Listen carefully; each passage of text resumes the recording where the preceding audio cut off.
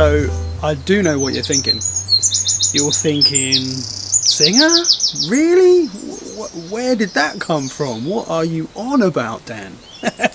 And you're right, because it is unexpected. It was unexpected to me, actually. It's kind of like that bit at the end of the third Hobbit film. You know, you've got the mountain, you've got the plain out the front, and you've got these 5 armies coming in from different directions, the Battle of the 5 Armies. It's kind of like that, except it isn't a hill, it's my brain, and it isn't a field out the front of the hill, it's what I've been doing with my time. And it isn't 5 armies as much as 5 trajectories of things that I'd already been doing. Let me explain. It'll be much easier if I draw you a diagram. Yeah, check it out. Right, so the first army is the backing vocal thing, right? It must have been 20 years ago I first started singing backing vocals in my first covers band, The Blast. We all used to sing, all 4 of us actually. We had a singer who's fantastic, but the other 3 guys in the band all did harmonies, and for years that was fine. And it was about 3 years ago, I think, I decided I'm going to have some singing lessons. And I found a lovely singing teacher by the name of Kim, who was absolutely superb. And I only managed to get 5 short lessons with her. But my word, they absolutely changed the whole game for me with vocals. I then spent the next sort of 3 years just getting better at doing the backing vocals I was already doing. More power, singing from a diaphragm properly, my range extended, and I just sort of casually embedded what she'd shown me. So I've got my backing vocals good. What's next? What's the logical endpoint of that path? Now the other thing is, I'm a school teacher. I teach secondary school music. I've been singing in front of my students for years, and then a really interesting thing happened, right? I tried to sing in front of a group of sixth formers, but I didn't have an instrument with me, I just had a mic. And suddenly, my voice choked up, and all that stuff I'd learnt with Kim just vanished. And I thought, whoa, what's happened? What's going on? It blew my mind. It was really, really strange. And I realised that although I didn't feel nervous, I sounded nervous. This part of me was nervous. This bit wasn't. This bit was. And then I remembered that there was something weird had happened in one of those singing lessons. Kim had said to me, "It's okay, don't be nervous." And I'd said, "I'm not nervous. But I am aware that I'm not singing in front of you as well as I sang at home." So I suddenly discovered this whole new kind of nerves. A kind of nerves where you're physically nervous, but you're not mentally nervous. And I'd never come across that before. Really weird.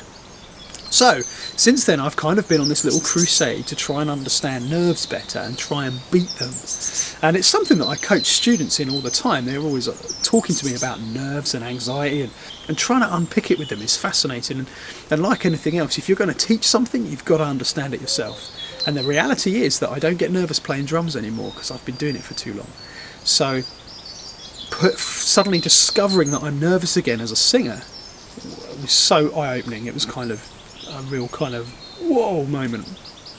So, what's the end point of discovering nerves again? Now the third army, the third thread, the third thing is something a friend of mine said to me ages ago. He kind of wandered through one of my lessons once, and he said to me afterwards, "You teach like you're on stage." And I said, what do you mean? But that got me thinking, you know, I've got a sense of humour. I really enjoy interacting with the audience from the drummer position at the back. So with my current covers band, Oddball and the Shifty Twins, we all talk to the audience, all 3 of us, and we all banter with each other, and it really works. And I've been kind of developing my on-stage presence with those guys for quite some time. But there's only so far you can go. I'm not the front man of the band. So the fourth thing, I am constantly telling my students to get out of their comfort zone, to take risks, to do something new, to do something unusual, to push themselves and not sit back on what they can already do. And although I know that I've done that in the past, it's difficult for me to prove to them that I'm doing it now, because I'm not. So at the back of my mind there's kind of an element of, I do need something that's out of my comfort zone, and I'd like to document the process and show the students, look, see, I'm putting my money where my mouth is, I'm doing it too, and maybe they'll learn from it. Hopefully they'll learn from it. They certainly could if they wanted to. So again, how does this idea of comfort zone, what's its end point? It's me genuinely doing something, not just mocking it up for the sake of teaching, but genuinely doing something that takes me out of my comfort zone, and documenting it so that they can see it afterwards and say, oh yeah, I get what you mean. And then there was one other little thing. I did a DEP gig covering for a friend of mine, very good friend of mine, Harley, on bass, and it was a gig with an artist called Lady J, and she plays guitar and sings, and she's incredible on stage, you know, like she dresses up, she gives out cakes to the audience, there's percussion everywhere around the tables, she really gets people to join in, she's absolutely brilliant at coming off that stage. And this gig was at Christmas, and she said to me, oh, we're going to do the Fairy Tale of New York, and you're Shane MacGowan. Oh, I said. So I learnt the song, and I learnt the song. I put hours into that. I sang it over and over and over again. We rehearsed it together at her house, and it went all right, I think. And then when we got to the gig, whoa, there I was singing it, and it was like being strapped to a roller coaster and with a blindfold on, and off it went, vroom, and I was just carried along with it. When I watched the video back afterwards, it actually sounded okay, but at the time it was really like being swept up.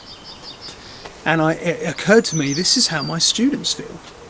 When I just go, yeah, you'll be fine, get out your comfort zone, push them on stage, do something they've never done before. So doing this gig with Lady J really made me remember how it feels to be nervous and to be out of your comfort zone and to be just doing it anyway and being swept up in it. And actually it was wonderful, because I felt like a 16-year-old kid again doing my first gig. You know, just it being so surreal and being swept up with it.